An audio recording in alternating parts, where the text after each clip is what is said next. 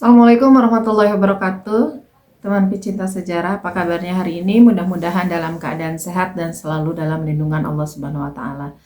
Bertemu lagi dengan saya Anissa Misani di program Baca Sejarah dan masih di serial kronologi sejarah tahun 627 Masehi, bertepatan dengan tahun 5 hingga 6 Hijriah. Ada banyak peristiwa yang terjadi di tahun ini, 8 peristiwa tercatat yang cukup penting yang datang dari dunia Islam, dan ada 4 peristiwa yang datang dari luar dunia Islam. Peristiwa yang datang dari dunia Islam diawali dengan pernikahan Rasulullah SAW dengan Zainab binti Khuzaimah radhiyallahu anha dan pernikahan Rasulullah SAW dengan Ummu Salamah atau Hindun binti Abu Umayyah radhiyallahu anha. Disusul dengan lahirnya cucu Rasulullah SAW dari Fatimah Az-Zahra, yaitu Husain bin Ali bin Abi Thalib radhiyallahu anhuma. Peristiwa yang keempat adalah pertempuran Bani Mustalik atau pertempuran Muraisi. Kemudian pernikahan Rasulullah SAW dengan putri dari pemimpin Bani Mustalik, yaitu Juwairiyah binti Harith. Hingga terakhir terjadinya pertempuran Niniwe yang menjadi pertempuran akhir pertempuran penentuan antara Persia Sasan dengan Romawi Bizantium. Dan pertempuran tersebut dimenangkan oleh Romawi Bizantium. Dan teman pecinta sejarah, inilah kronologi lengkap sejarah tahun 627 Masehi bertepatan dengan tahun 5 hingga 6 Hijriah. Terakhir kita membahas tentang duel legendaris antara Amr bin Wud dengan sahabat mulia Ali bin Abi Thalib. Dan hari ini kita akan ke judul baru, yaitu kejadian-kejadian yang menimpa kaum muslimin setelah kematian Amr bin Wud. Seharusnya pada hakikatnya kematian Amr bin Wud itu memberikan efek yang negatif bagi Ahzab, karena Amr bin Wud itu kan salah satu andalan dari pasukan Ahzab. Hanya ternyata kematian Amr bin Wud ini malah memberi semangat kepada Ahzab, karena mereka masih kehilangan Amr bin Wud. Mereka mengira ini kemenangan masih bisa diraih karena jumlah mereka yang demikian besar. Ya memang jumlah mereka yang 10.000 hingga 11.000 pasukan itu sebelumnya itu tidak pernah mereka kumpulkan. Jadi mereka tidak pernah mengumpulkan pasukan dalam peperangan manapun sampai sebanyak itu. Dan ini benar-benar menjadi andalan utama ternyata bagi kaum Ahzab, bukan personal kehebatannya, bukan kehebatan personalnya, tetapi kekuatan penuh pasukan Ahzab. Yang terjadi itu malah sebaliknya. Ini karena pasukan Ahzab juga masih menunggu masih mendapatkan harapan dari Bani Quraidah. Masih ingat ya, Bani Quraidah itu meminta waktu 10 hari untuk mempersiapkan pasukan mereka membantu Ahzab dari belakang. Dan pasukannya Abu Sufyan itu masih menunggu hal tersebut dan masih meyakini hal itu akan terjadi, masih meyakini Bani Quraidah akan membantu mereka menyerang dari belakang. Dan sehingga semangat mereka masih berapi-api. Bahkan suatu malam itu mereka sengaja menyalakan api unggun yang sangat-sangat besar, tidak lain untuk menakuti kaum muslimin. Demikian juga dengan Bani Quraidah di belakang kaum muslimin. Mereka sudah panas sudah tidak sabar untuk berperang. Beberapa orang ada yang keluar dan melakukan intimidasi kepada kaum muslimin. Beberapa orang dari kaum Yahudi Bani Quraidah yang bersemangat panas keluar dari bentengnya untuk menakut-nakuti dan mengganggu kaum muslimin, terutama kaum wanita yang tetap tinggal di rumahnya masing-masing. Di antara mereka ada yang telah mulai mengadakan serangan ke pertahanan kaum muslimin.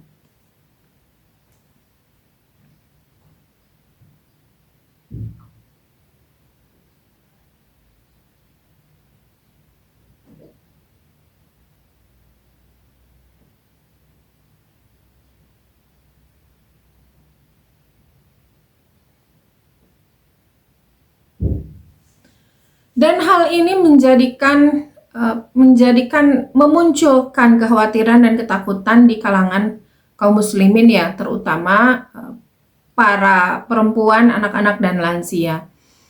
Dan kekhawatiran ini betul-betul cukup mengganggu lah. Jadi karena kesal dan karena marah juga kepada Ahzab, kepada pasukan Ahzab, kaum muslimin ini bersyair dengan syair mereka tidak akan ditolong. Maksudnya adalah Ahzab itu tidak akan ditolong oleh Allah Subhanahu wa taala. Peristiwa lain di tengah kegentingan itu terjadi juga terhadap pahlawan yang mulia yaitu Sa'ad bin Mu'az radhiyallahu anhu, di mana pada saat itu Sa'ad bin Mu'az terkena panah di nadinya.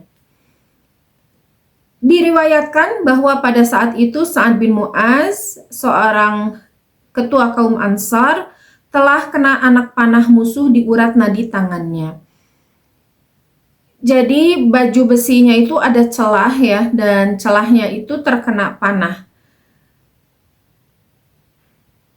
Dan anak panah itu dilepaskan oleh seseorang yang bernama Hibban bin Qais bin Ariqah dari golongan kaum Yahudi Bani Quraidah. Ketika anak panah itu mengenai Sa'ad, ia berkata, "Ambillah ia daripadaku dan aku Ibnul Ariqah." Ia memperkenalkan dirinya ya. Ketika itu Sa'ad menyahut, "Semoga Allah mengalirkan peluh mukamu di dalam api neraka." Itu jawaban tegas dari Sa'ad bin Mu'az. Lalu Sa'ad bin Mu'az itu pergi dirawat oleh kaum muslimin, dibawa ke masjid ya, dibawa ke masjid, ke ruang perawatan, kemudian diobati. Hanya darahnya itu ternyata tidak berhenti mengucur. Jadi karena kena ke nadinya, anak panahnya itu kena ke nadi tangannya ya, tidak disebutkan di sebelah mana, tetapi yang jelas kena ke nadi tangannya, dan darah yang namanya dari arteri ya, dari nadi itu mengucurnya sangat deras dan biasanya memang sulit dihentikan, apalagi jika lukanya itu cukup lebar. Sehingga Sa'ad itu berdoa kepada Allah, "Ya Allah, jika engkau mengekalkan memerangi Quraisy dengan sesuatu, maka kekalkanlah oleh engkau akan daku untuk memerangi mereka. Karena sesungguhnya tidak ada kaum yang paling saya sukai memerangi mereka itu selain daripada kaum yang telah menyakitkan utusan engkau, mendustakannya dan yang telah mengusirnya." Kemudian ia berdoa pula, "Ya Allah, jika engkau telah menghabiskan peperangan antara kami dan mereka, maka jadikanlah oleh engkau mati syahid untuk saya. Janganlah engkau mematikan saya dulu sebelum mataku melihat kekalahan kaum Yahudi Bani Quraidah." Dia memang sangat-sangat tidak menyukai Quraisy, karena tentu kisah bagaimana kekejaman Quraisy kepada Rasulullah SAW itu demikian kuat ya permusuhannya. Kemudian masyarakatnya juga telah menyiksa kaum muslimin ketika masih di Makkah. 13 tahun ya dakwah di Makkah itu benar-benar berat dirasakan oleh Rasulullah SAW dan kaum muslimin. Meskipun Sa'ad bin Mu'az tidak mengalami hal itu, tetapi berita yang sampai kepadanya, hanya berita saja, itu sudah cukup menyakitkan bagi Sa'ad bin Mu'az terhadap apalagi yang dialami oleh Rasulullah SAW sendiri. Bagaimana penghinaan, bagaimana bulian kaum Quraisy itu terhadap Rasulullah SAW. Juga puncaknya terjadinya boykot untuk seluruh Bani Hashim, kecuali Abu Lahab ya. Seluruh Bani Hashim juga Bani Muthalib. 2 tahun, bayangkan ya, boykot itu berlangsung 2 tahun. Tidak ada akses makanan, tidak ada akses pendapatan untuk kaum muslimin pada saat itu, juga keluarga Muthalib dan keluarga Hashim. Dan itu siksaan yang luar biasa bagi Bani Hashim, Bani Muthalib, juga kaum muslimin secara khusus. Dan berita ini sampai pada Sa'ad bin Mu'az, tentu saja sebagaimana juga berita itu sampai kepada kita. Dan ini menimbulkan kebencian dari Sa'ad bin Mu'az. Jadi kebenciannya itu bukan benci terhadap orang yang melukainya, bukan benci terhadap orang yang memboikot dirinya sendiri, tetapi ini berkaitan dengan Rasulullah Sallallahu Alaihi Wasallam dan agama Islam dan keesaan Allah tentu saja. Sehingga doanya pun lahir dari hal ini. Ya Allah, jika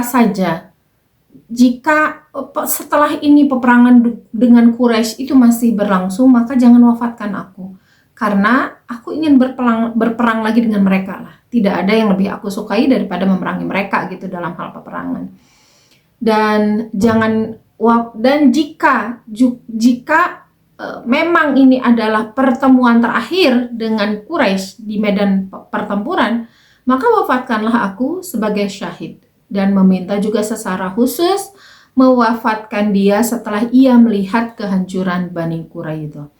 Padahal sebelum bertemu dengan Rasulullah SAW, Bani Quraidah adalah koalisi dekatnya atau teman lah ya, teman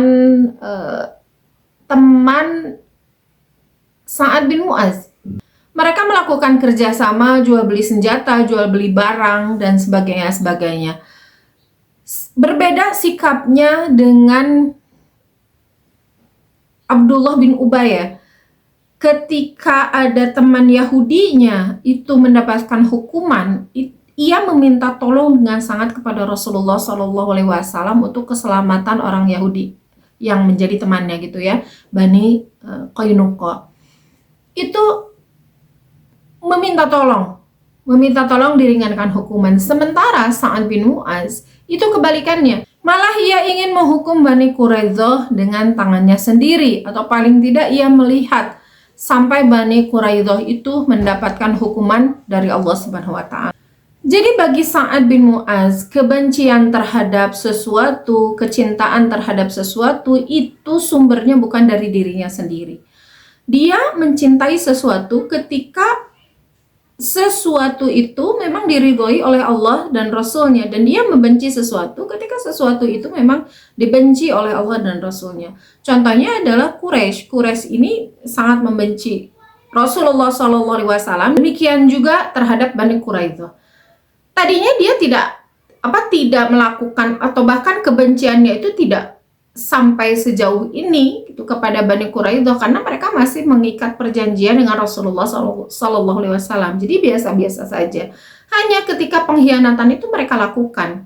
Mereka mengkhianati piagam Madinah, bahkan berniat, karena belum terjadi ya, tetapi berniat untuk memerangi Rasulullah SAW dan kaum muslimin, bergabung dengan Ahzab. Itu sudah cukup bagi Sa'ad bin Mu'az menjadikan alasan untuk tidak menyukai Bani Quraidah, dan bahkan untuk menghukum Bani Quraidah terhadap pengkhianatan yang telah dia lakukan.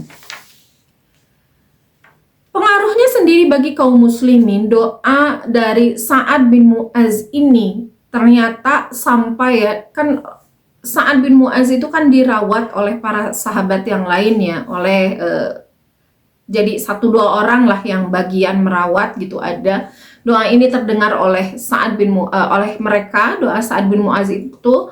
Lalu berita bagaimana doa dan isi doanya Sa'ad bin Mu'az itu sampai ke seluruh Madinah hingga ke pelosok-pelosok, dan ini memberi pengaruh yang sangat besar bagi kaum muslimin, khususnya bagi tentara yang berjaga di baris depan.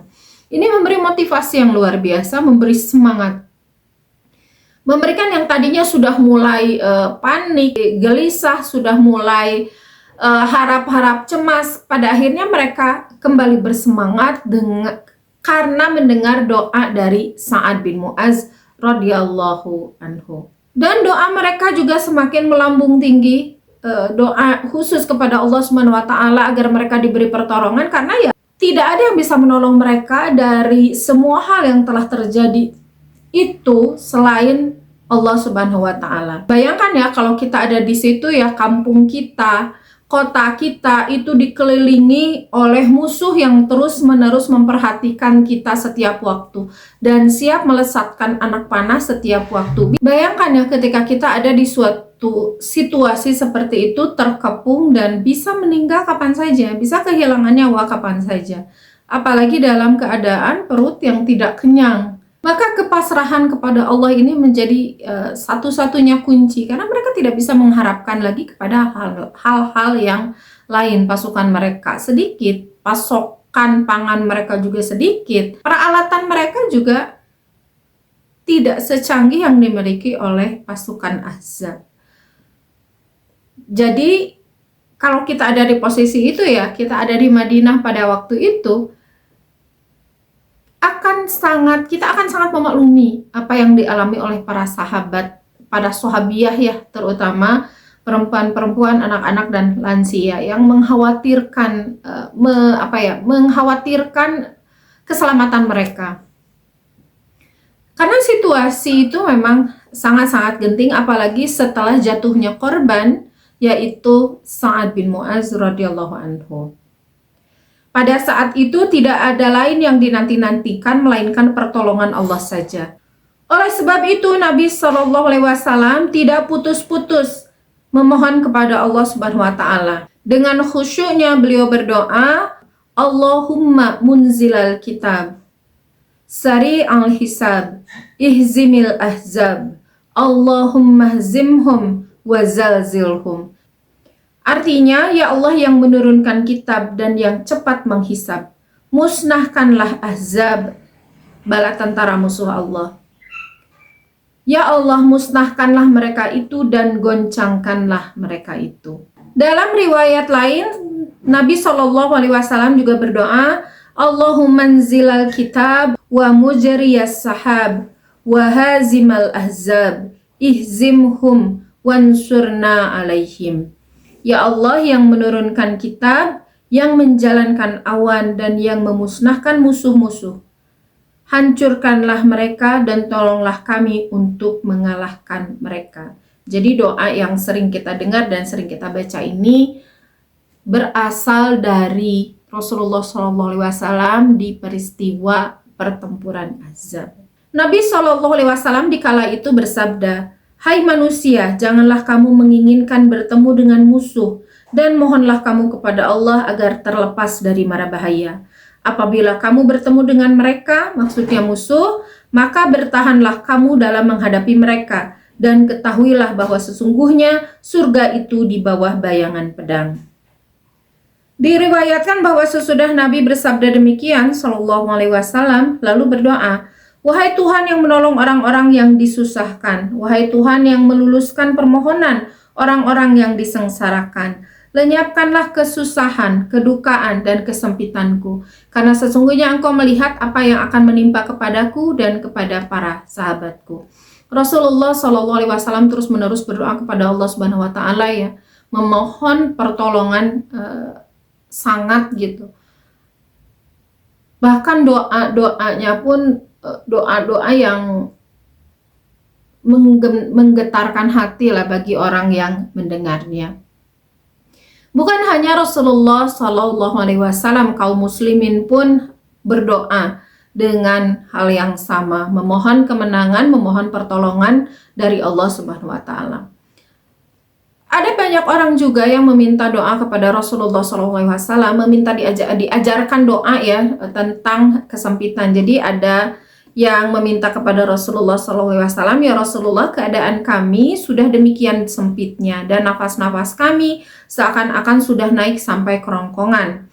Maka apa yang sebaiknya kami baca? Lalu Rasulullah SAW bersabda, Naam, qulu Allahumma astur auratina wa amin rawatina. Ya Allah, Allahumma, ya Allah, Engkau tutupilah aurat-aurat kami dan Engkau selamatkanlah kami dari keterkejutan kami.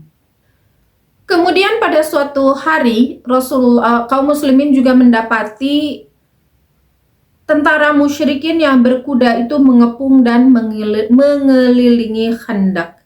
Rasulullah SAW juga berdoa melihat itu ya, ya Allah, tolaklah kejahatan mereka dari kami, tolonglah kami mengalahkan mereka dan kalahkan mereka itu. Tidak ada yang akan mengalahkan mereka selain Engkau.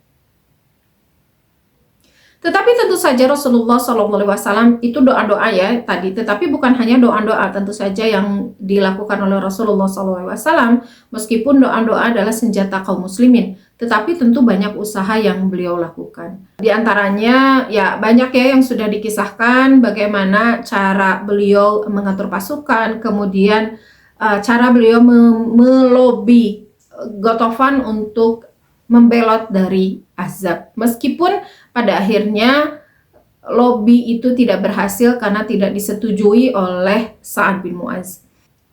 Ada satu nasihat luar biasa dari Rasulullah Shallallahu Alaihi Wasallam yang patut kita ambil ya untuk hari ini juga masih sangat relevan. Doa nasihat dari Rasulullah Shallallahu Alaihi Wasallam bahwa kita itu jangan minta untuk didekatkan dengan musuh. Ya Allah, sampaikanlah kepadaku musuh agar aku bisa membunuhnya gitu. Nggak usah berdoa seperti itu kalau keadaan masih aman. Jadi kalau keadaan aman, jangan minta berperang. Kalau keadaan kita tidak punya musuh, jangan minta musuh. Tetapi apabila keadaan itu sudah menghampiri kita, maka kita tidak boleh balik kanan. Kita harus diwajibkan untuk menghadapi hal tersebut. Ini juga berlaku untuk ujian tentu saja ya. Jangan pernah meminta kesulitan kepada Allah Subhanahu wa taala. Jangan pernah minta kemiskinan. Jangan pernah minta ujian. Jangan kita minta kepada Allah, ya Allah ujilah aku dengan apa gitu, dengan apa. Jangan minta sakit dan sebagainya.